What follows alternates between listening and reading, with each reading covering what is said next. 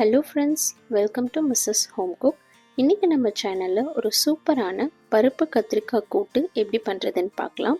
இதை நல்லா சூடான ஒரு சாதத்து கூட சேர்த்து மேலே கொஞ்சம் நெய் ஊற்றி பிசைஞ்சு சாப்பிடும்போது அவ்வளோ டேஸ்ட்டாக இருக்கும். ட்ரை பண்ணி பாருங்கள். வாங்க ரெசிபி எப்படின்னு பார்க்கலாம். ரெசிபியை பார்க்கறதுக்கு முன்னாடி நம்மளோட மிஸ்ஸஸ் ஹோம் குக் சேனலை நீங்கள் இன்னும் சப்ஸ்கிரைப் பண்ணலன்னா சப்ஸ்கிரைப் பண்ணிவிட்டு பக்கத்தில் இருக்கிற பெல் பட்டனை கிளிக் பண்ணிக்கோங்க. அப்போ தான் நான் போடுற வீடியோஸ் உங்களுக்கு உடனே நோட்டிஃபை ஆகும். இப்போது ஒரு குக்கரில் நான் ஏற்கனவே கடலைப்பருப்பு 10 நிமிஷம் ஊற வச்சுருந்தேன். அதை தண்ணியோடு சேர்த்துக்கலாம். தண்ணி பத்தலைன்னா பருப்பு மூழ்கிற அளவுக்கு இன்னும் கொஞ்சம் தண்ணி சேர்த்துக்கோங்க. சேர்த்துட்டு இப்போ இதில் கொஞ்சமாக மஞ்சத்தூள் சேர்த்துக்கலாம். கூடவே ஒரு 2-3 ட்ராப் விளக்கெண்ணெய் சேர்த்துக்கோங்க. விளக்கெண்ணெய் சேர்க்கும்போது நம்மளுக்கு பருப்பு நல்லா பூ போல் வெந்து வரும். இப்போது குக்கரை மூடிடுங்க. ஒரு 4 விசில் வரட்டும். இப்போது 4 விசில் வந்ததுக்கப்புறம் குக்கரை திறந்து பார்க்கலாம். பாருங்கள், பருப்பு இந்தளவுக்கு வெந்திருந்தால் போதும். இப்போது இதில் ஒரு கைப்பிடி அளவுக்கு சின்ன வெங்காயம் எடுத்து பொடியாக நறுக்கியிருக்கேன், அதை சேர்த்துக்கலாம். கூடவே ஒரு மீடியம் சைஸ் தக்காளியை பொடியாக கட் பண்ணியிருக்கேன், அதையும் சேர்த்துக்கலாம். கத்திரிக்காய் மட்டும் பார்த்திங்கன்னா நான் இந்த மாதிரி முழுசாக தண்ணியில் போட்டு எப்போ போட போகிறேனோ அதுக்கு முன்னாடி தான் கட் பண்ணி போடுவேன். என்ன தான் தண்ணியில் போட்டு வச்சாலும் அது கருத்து தான் போகுது. உங்களுக்கு ஏதாச்சும் இந்த மாதிரி கத்திரிக்காய் கருக்காமல் இருக்கிறதுக்கு டிப்ஸ் தெரிஞ்சிச்சுன்னா கமெண்ட்டில் சொல்லுங்கள், நான் ட்ரை பண்ணி பார்க்குறேன்.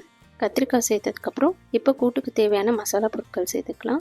1/4 ஸ்பூன் மஞ்சத்தூள், 1 ஸ்பூன் வரமிளகாத்தூள், 1.5 ஸ்பூன் கூட்டுத்தூள். இந்த கூட்டுத்தூள் வீட்லேயே பண்ணது. ரெசிபி வேணும்னா கமெண்ட்டில் ரெசிபின்னு டைப் பண்ணுங்கள், டைரக்ட் மெசேஜாக சென்ட் பண்ணி விட்டுறேன். கூடவே தேவையான அளவு உப்பு சேர்த்துக்கலாம். இப்போது கடைசியாக ஒரு நெல்லிக்காய் அளவு புளி ஊற வச்சிருந்தேன், அதோட தண்ணியை இப்படி வடிகட்டி சேர்த்துக்கோங்க. சேர்த்துட்டு நல்லா கலந்து விட்டுருங்க. கலந்து விட்டுட்டு இப்போ குக்கரை மூடி ஒரு 3 விசில் விட்டுக்கலாம். விசில் வந்துடுச்சு. இப்போ திறந்து பார்த்துடலாம். பாருங்கள், கத்திரிக்காய் கடலைப்பருப்பு எல்லாமே நல்லா பூ போல் வெந்து வந்திருக்கு. இப்போது ஒரு மேஷர் வச்சு இந்த மாதிரி நல்லா மசிச்சு விட்டுக்கோங்க. மசிச்சு விட்டதுக்கப்புறம் இது ஒரு 2 நிமிஷம் கொதிக்க விடுங்க. இது கொதிச்சுட்டு இருக்கும்போதே இதுக்கு ஒரு தாளிப்பு நம்ம ரெடி பண்ணிடலாம். அதுக்கு ஒரு தாளிப்பு பேன் வச்சுருக்கேன். அதில் கொஞ்சமாக எண்ணெய் சேர்த்துட்டு எண்ணெய் நல்லா சூடானதுக்கப்புறம் 1 ஸ்பூன் கடுகு, 1/2 ஸ்பூன் கடலைப்பருப்பு, 1/2 ஸ்பூன் உளுத்தம்பருப்பு சேர்த்துக்கலாம். இதெல்லாம் நல்லா பொரிஞ்சு வந்ததுக்கப்புறம் இதில் ஒரு வரமிளகாவை உடைச்சி சேர்த்துக்கோங்க. கூடவே கொஞ்சமாக கருவேப்பிலை, கொஞ்சமாக தாளிப்புடகமும் சேர்த்துக்கலாம்.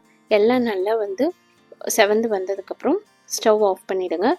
ஆஃப் பண்ணி இந்த தாளிப்பை கூட்டில் சேர்த்துக்கோங்க. சேர்த்து நல்லா கலந்து விட்டுருங்க.